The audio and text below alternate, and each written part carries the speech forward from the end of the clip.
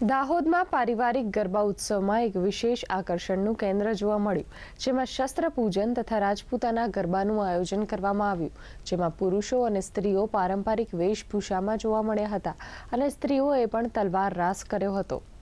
રાજપૂત સમાજ દાહોદનો અહીંયા મહાકાલ ઠાકોર ગ્રુપમાં આવીને શસ્ત્ર પૂજન કર્યું।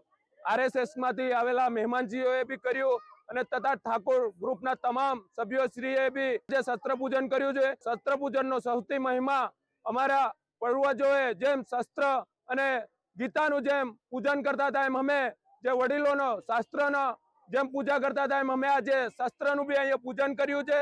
શિવ શક્તિ પારિવારિક ગરબા આયોજનમાં શાસ્ત્ર પૂજન તથા રાજપૂતાના ગરબા રાખેલ છે, જેમાં દાહોદની તમામ ધર્મપ્રેમી જનતા, ગરબા પ્રેમી જનતાઓ રાજપૂતાની ડ્રેસ પહેરી આવેલ છે અને તેઓ તમામ તલવાર લઈને ગરબા રમે છે। દાહોદના જે પુરુષો છે તેઓ પણ ટ્રેડિશનલ ડ્રેસમાં સાફો પહેરી, જબ્બા લેંગા પહેરીને આવ્યા છે અને ગરબા રમે છે।